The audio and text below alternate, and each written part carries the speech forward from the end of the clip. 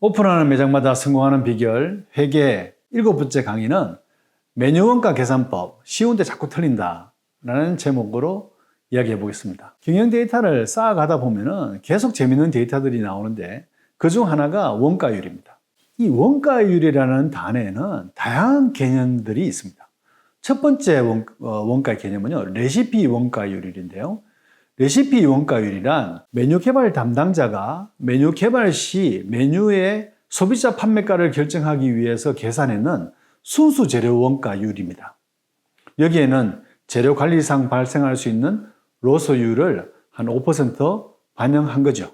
이런 원가율은 전체 판매 전략을 짤 때에도 중요한 근거 자료가 됩니다. 메뉴 개발 시에 순수 재료 원가를 계산할 줄 모르면 판매가를 결정할 때 다양한 오류를 일으키게 되겠죠. 이 레시피 원가율을 계산하는 방법과 표는 좀 이따가 다시 설명을 드리도록 하겠습니다. 두 번째는 평균 레시피 원가율이란 개념인데, 이는 판매된 전체 메뉴의 메뉴별로 레시피 원가율을 대입해서 다 합하고 그 값을 전체 매출액으로 나눈 값을 의미합니다. 이해가 쉽지 않죠? 예를 들어서 설명해 드리겠습니다. 표를 보시면은 메뉴가 4가지 A, B, C, D 뿐인 매장이 있습니다. 그 매장에서 다음과 같은 매출이 발생했을 때 그 경우를 가정해 보겠습니다. 표에서 메뉴는 말씀드린 바와 같이 4가지입니다. A는 50개가 팔렸고 판매가가 3,500원이고 레시피 원가율은 22%니까 A 메뉴 50개를 판매한 레시피 개념상의 원가는 38,500원이 됩니다. 이렇게 A, B, C, D 4가지 메뉴의 판매 원가들을 모두 합하면 11만 3,291원이 되고, 이 값을 매출액 42만 6천원으로 나누면 이 가게의 평균 레시피 원가율 26.6%가 나오는 겁니다.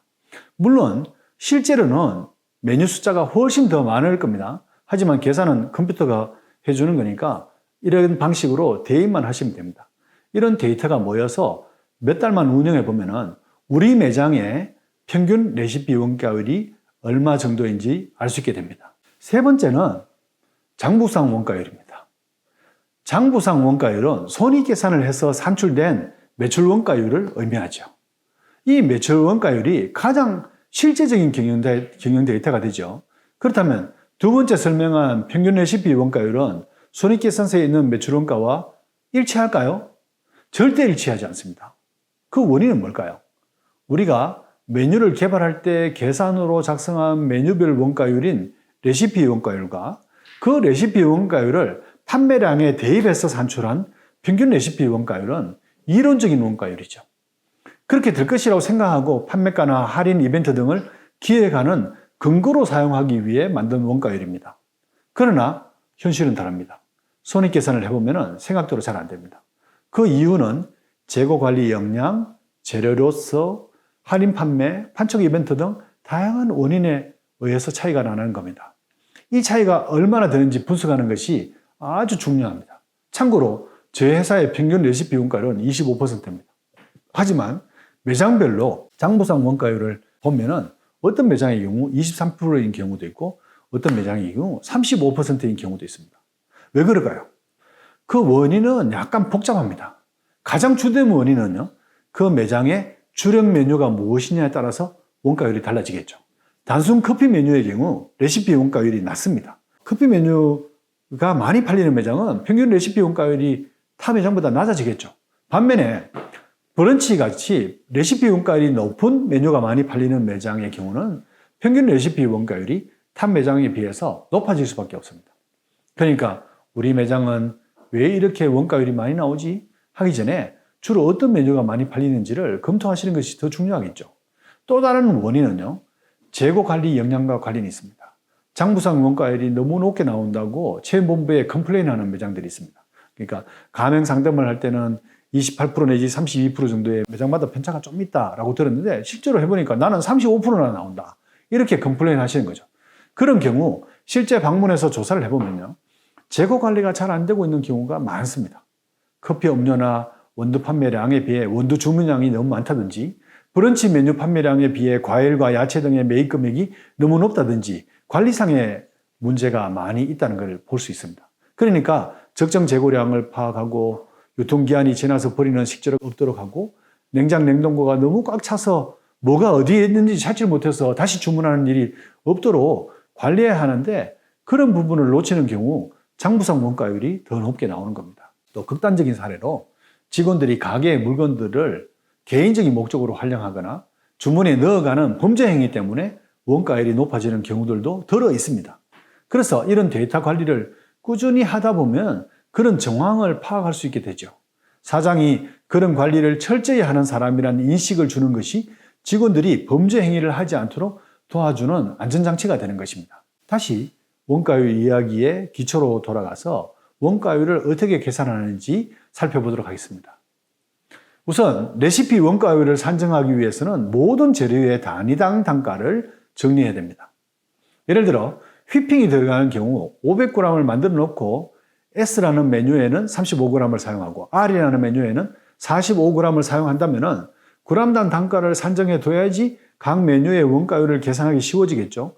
이렇게 휘핑, 반죽, 배합, 전조리가 필요한 식재료들은 미리 단위당 단가를 계산해 두셔야 되겠죠. 그 다음에 해야 될 일은 모든 매입 단가에서 부가세를 구분하는 겁니다. 우리가 사용하는 식재료들 중에는 부가세가 포함된 재료도 있고 부가세가 면제된 재료도 있습니다. 주로 농산물의 경우 부가세가 붙지 않고 가공 과정을 더해서 부가가치가 발생한 상품의 경우는 부가세가 붙게 되는 거죠. 그래서 모든 재료는 부가세 별도 금액으로 단가를 정리하셔야 됩니다. 한 가지 예를 들어 계산해 보면 더 쉽게 이해할 수 있겠죠. 앞에서 휘핑 이야기를 했기 때문에 휘핑이 들어가는 휘핑크림 카푸치노를 예로 한번 들어보겠습니다.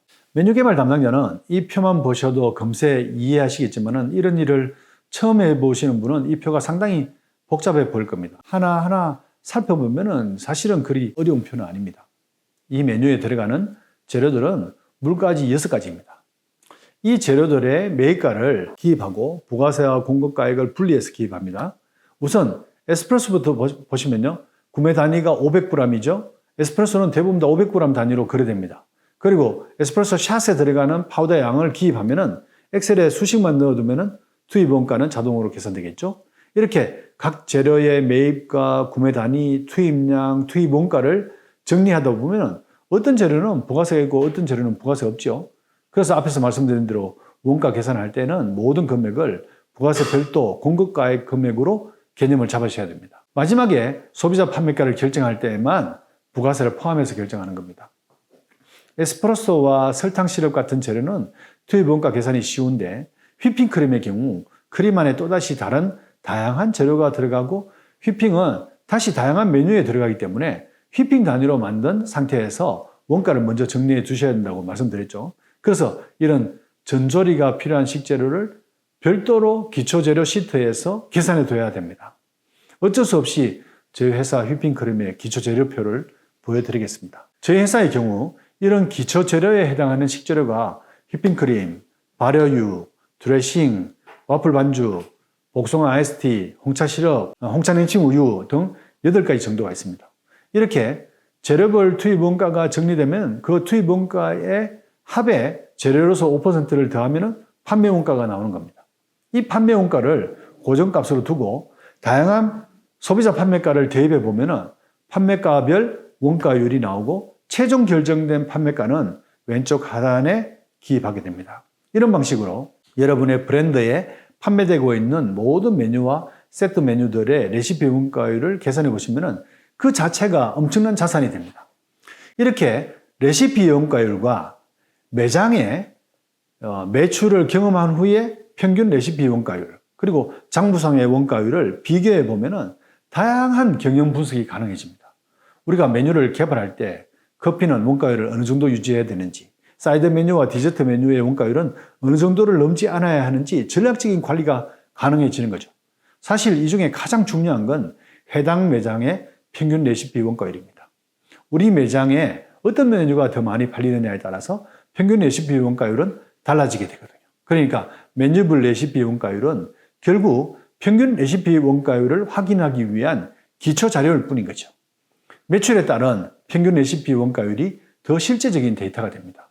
그래서 포스에서 메뉴별 매출 자료를 당겨와서 거기에 메뉴별 레시피 원가율을 입력하시고 해당 매장의 평균 레시피 원가율을 꼭 평가해 보시기 바랍니다.